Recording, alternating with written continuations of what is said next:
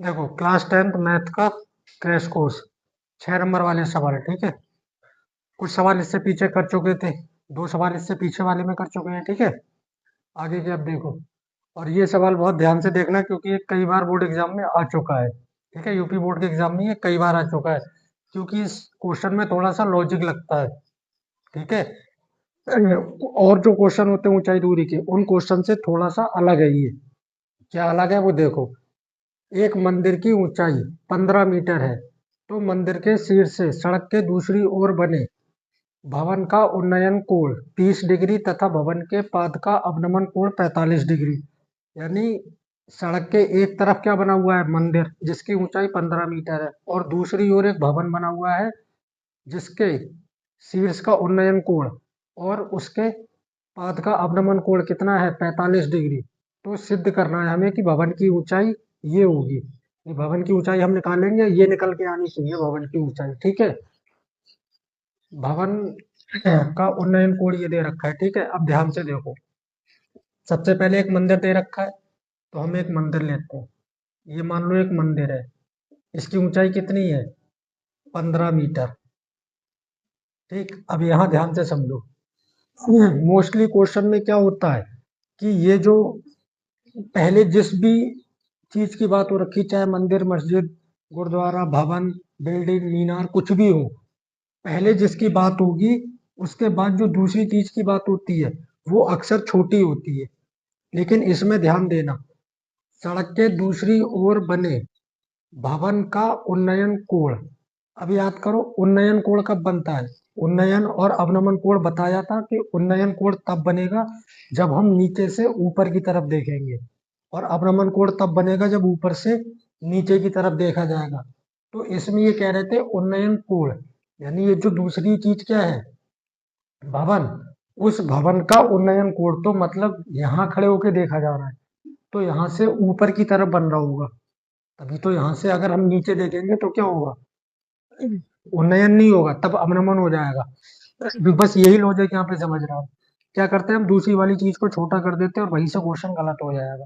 बात समझ आ गई। तो इसका उन्नयन कोण मान लो ये है, तो यहाँ से जब हम इस भवन को देख रहे हैं तो जो अवनमन कोण बन रहा है वो कितना बन रहा है, 30 डिग्री। और कोण जो है वो इधर की साइड ही बनेगा। ठीक है, इसके बाद दूसरी चीज देखो, आगे क्या क्या गया था, भवन के पाद का अवनमन कोण। अब ये भवन है तो इसका पाद यानी पद बिंदु, जमीन से जुड़ा हुआ बिंदु, ये होगा।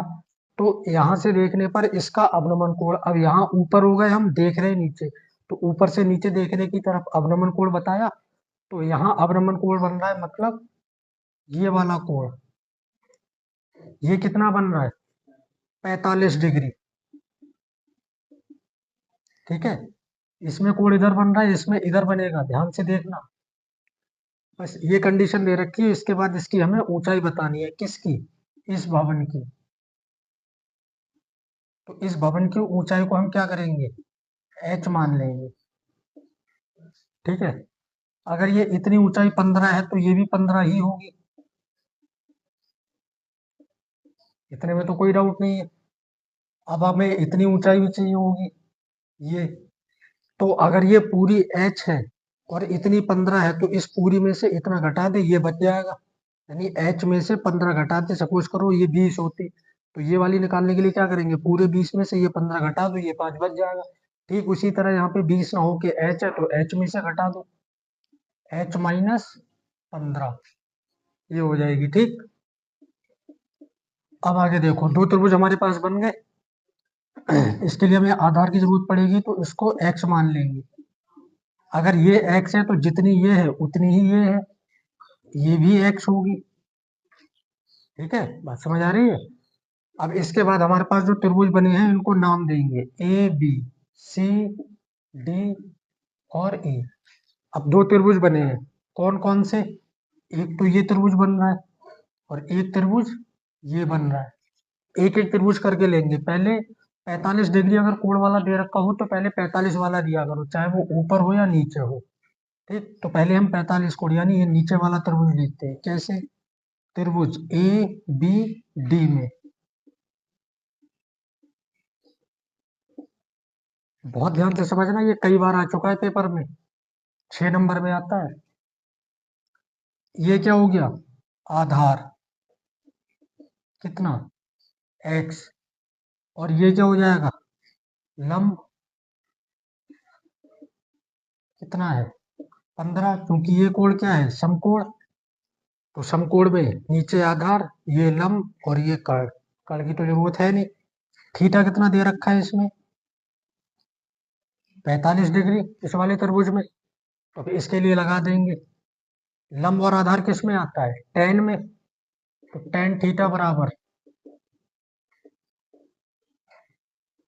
लंब बटे आधार, थीटा का मान कितना है, 45 डिग्री, बराबर में लंब, लंब कितना है 15, और आधार कितना है x। tan 45 की वैल्यू लगाओ 1, 15 बटे में x, तिरछे गुणा करेंगे, x की गुणा 1 से, x एकम x बराबर 15, और इसको मान लो समीकरण 1। हालांकि ये समीकरण बनी नहीं, डायरेक्ट x का मान ही है, लेकिन फिर भी समीकरण 1 मान लो। एक त्रिभुज का काम हो गया। अब दूसरा त्रिभुज लेंगे। दूसरा त्रिभुज क्या बन रहा है, सी डी ई।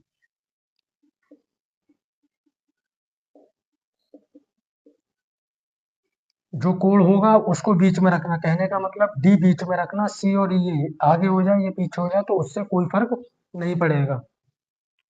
अब इसमें देखो, ये कोण है तो ये समकोण बन रहा है, तो ये क्या हो गया, लंब, और ये हो गया आधार। लंब कितना है,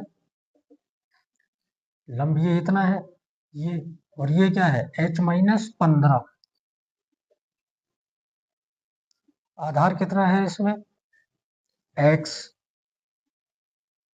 और थीटा 30 डिग्री, ठीक है ना ये वाला। तो जैसे इसमें लगाया था ऐसे ही इसमें लगा देंगे, tan थीटा बराबर, tan थीटा बराबर क्या होता है, लंब बटे आधार। ये जो दे रखा होगा लंब और आधार, यहाँ पे जो भी चीजें दे रखी हो, कर्ण या लंब दे रखा हो या कर्ण और आधार दे रखा हो, तो ये देखना वो चीजें आ किस में रही है, tan में आ रही है, cot में आ रही है, sec cosec जिसमें भी आ रही है वो फॉर्मूला लगेगा यहाँ पे, ठीक है। मगर ज्यादातर में जो है, मोस्टली क्वेश्चन में tan ही यूज होता है, क्योंकि लंब और आधार की ही बात आती है। तो tan थीटा की वैल्यू 30 डिग्री, लंब कितना है यहाँ पे h-15, और आधार कितना है x। tan 30 की वैल्यू 1/√3 h-15 बटे x, इसकी तिरछी गुणा कर देंगे तो x बटे √3 h-15। अभी समीकरण 1 से x का मान यहाँ पे रख देंगे। समीकरण 1 से x का मान रखने पर, तो यहाँ ये समीकरण 1 है, 1/√3, नहीं ये है x बटे √3 बराबर h-15। x की जगह पे कितना आ जाएगा 15, तो यहाँ x की जगह रख देंगे 15 बटे में √3 बराबर h-15। हमें h का मान निकालना है, क्योंकि इसमें क्या पूछा है, भवन की ऊंचाई, तो भवन की ऊंचाई h थी, h का मान निकालना है, तो h उधर ही रहेगा, ये 15 को उठा के इधर ले आएंगे, तो ये तो इधर है ही पहले से 15/√3, ये इधर आके प्लस का 15 हो जाएगा, माइनस का था इधर आएगा प्लस, इसके बटे में 1 मान लेंगे, तो √3 और 1 का एलसीएम √3, √3 से √3 एक बार में कटेगा, और 1 की गुणा 15 से 15 प्लस 1 का पहाड़ा √3 में पड़ेंगे, √3 बार में आएगा, √3 की 15 से गुणा, तो 15 √3, इसको इधर लिख देंगे और इसको उधर,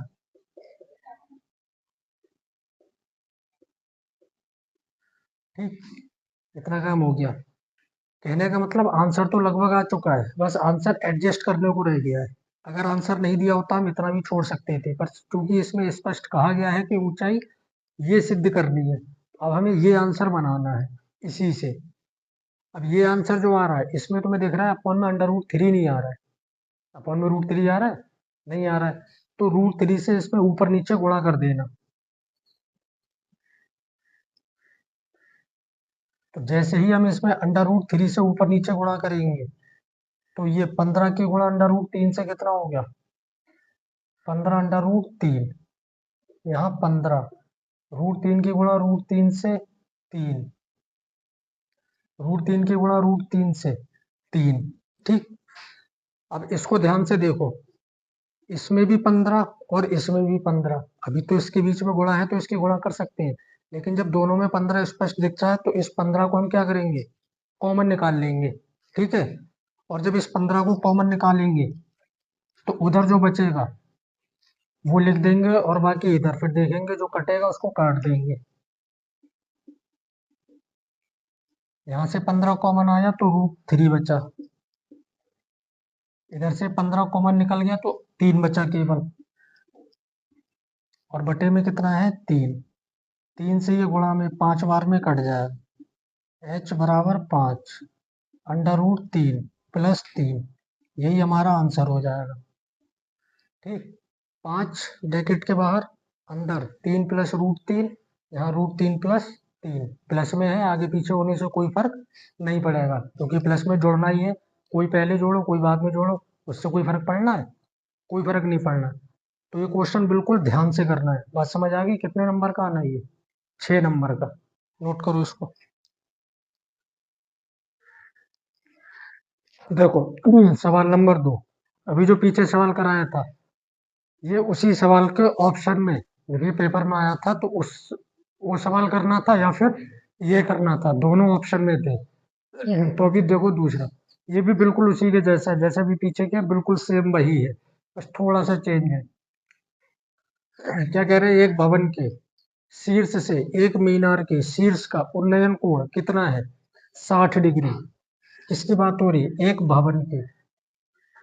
ये एक भवन है, इससे एक मीनार के शीर्ष का उन्नयन कोण, उन्नयन कोण है मतलब नीचे से ऊपर देखना पड़ रहा है, तो कहने का मतलब मीनार क्या होगी? ऊंचाई पे होगी। तो जब हम इस भवन से इस मीनार के शीर्ष को देख रहे हैं तो ऐसी स्थिति में जो उन्नयन कोण बन रहा है वो कितना बन रहा है? 60 डिग्री। फिर भवन के शीर्ष से मीनार के पाद का अवनमन कोण, यानी इसी भवन से जब हम इस मीनार के पाद बिंदु को देख रहे हैं तब कोण कितना बन रहा है? 45 डिग्री। लिखा है ना, कोण 45 डिग्री। यदि मीनार की ऊंचाई, किसकी ऊंचाई है यहाँ पे? मीनार, और मीनार क्या थी? ये, इसकी ऊंचाई कितनी है? 40 मीटर। ठीक। बस यही चेंज है यहाँ पे। इससे पीछे वाले सवाल में इसकी ऊंचाई दे रखी थी, इसकी पूछी थी, इसमें इस चीज की यानी मीनार की ऊंचाई वाली चीज की दे रखी है और पूछी किसकी है? तो सिद्ध कीजिए कि भवन की ऊंचाई, यानी ये जो भवन है इसकी ऊंचाई, इसको h मान लेते हैं। ठीक।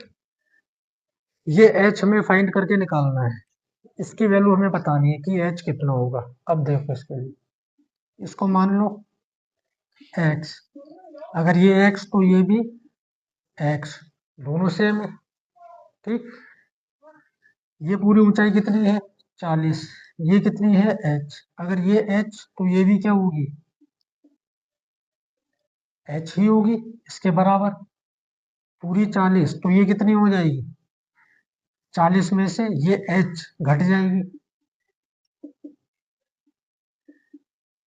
ठीक है। ये पूरी में से इतनी घटा दो तो इतनी बच जाएगी, पूरी थी 40, 40 में से ये h घटा दो ये। अब देखो इसको नाम दो ए बी सी डी और ई। तो जैसे भी पीछे किया था वैसे यहाँ करना है। पहले एक त्रिभुज ये ले लेंगे, त्रिभुज ए बी डी में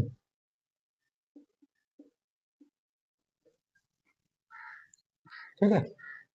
त्रिभुज ए बी डी में ये क्या हो गया, आधार कितना है, एक्स। ये क्या है, लंब कितना है, एच। और थीटा 45 डिग्री। लंब और आधार किस में आएगा, टेन में। टेन थीटा बराबर लंब बटे आधार। देखो इधर टेन थीटा की वैल्यू 45, लंब कितना है यहाँ पे, एच, आधार एक्स। टेन 45 की वैल्यू 1, एक्स इसकी तिरछी गुणा कर दो, एक्स एकम, एक्स बराबर में एच, इसको मानना समीकरण एक। ठीक इसी तरह दूसरा त्रिभुज सी डी ई, यही तो बनना है त्रिभुज।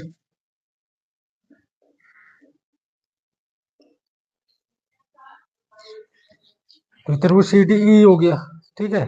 इसमें ये क्या हो जाएगा, आधार कितना है, एक्स।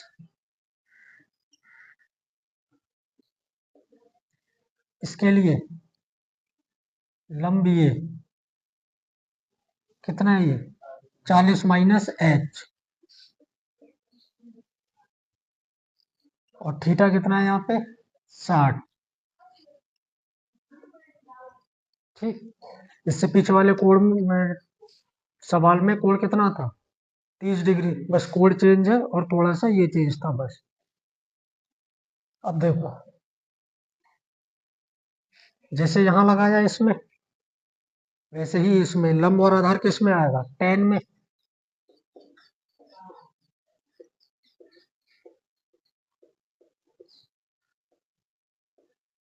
टेन थीटा की वैल्यू 60 डिग्री, लंब 40 माइनस एच और आधार एक्स। टेन 60 की वैल्यू √3।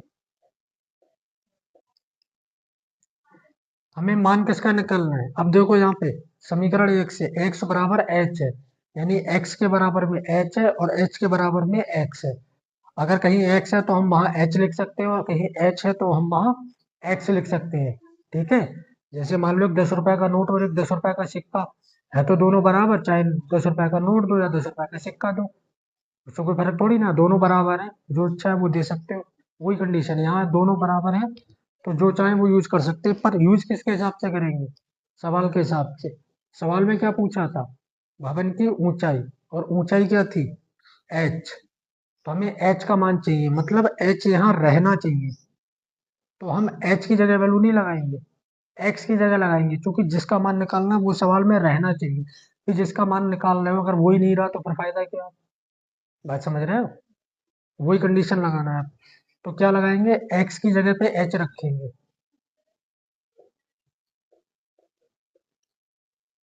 समीकरण एक से एक्स बराबर एच रखने पर 40 माइनस एच, एक्स की जगह क्या आ जाएगा, एच।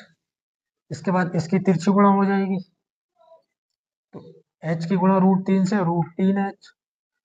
इधर 40 माइनस एच, एच का मान हमें निकालना है ना, तो एच को उठा के इधर ले आओ, तो ये माइनस का इधर आके प्लस का। मान किसका निकालना है, एच का। एच दोनों में कॉमन दिख रहा है, कॉमन निकाल लो एच को। अगर एच कॉमन आएगा तो यहाँ कितना बचेगा, √3 प्लस एच बाहर आ गया, यहाँ कुछ नहीं तो 1, 40। देखो ध्यान से, एच का मान निकालना है तो बराबर की इस तरफ यही रहेगा, बाकी चीजें यहाँ से हटेंगी। तो ये √3 प्लस 1 है, ये कहाँ चला जाएगा, बटे में, क्योंकि ये गुणा में है। अगर यही चीज यहाँ प्लस में होती तो उधर जाके माइनस, अगर ये माइनस की होती तो उधर जाके प्लस। गुणा में है तो कहाँ जाना है, बटे में। एच बराबर 40 और ये बटे में √3 प्लस 1। पर जो आंसर में पूछा गया था, यानी आंसर में जो सिद्ध करने को कहा गया है वो तो आया नहीं इसमें। ठीक। और उसमें एक चीज और है कि बटे में कोई संख्या आ नहीं रही है, तो ऐसी कंडीशन में हम क्या करेंगे, इसमें कॉन्जुगेट लगाएंगे, यानी संयुग्मी से गुणा भाग।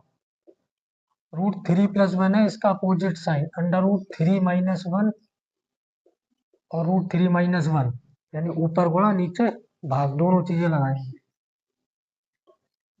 40 इससे गुणा होगी तो ये ऐसे गुणा में लिख देना इसका। नीचे जब भी संयुग्मी लगाते हैं तो नीचे a + b का फॉर्मूला बनेगा, a² - b²। पहली संख्या का स्क्वायर माइनस दूसरी संख्या का स्क्वायर, h बराबर 40 √3 - 1, √3 का स्क्वायर 3 और 1 का स्क्वायर 1।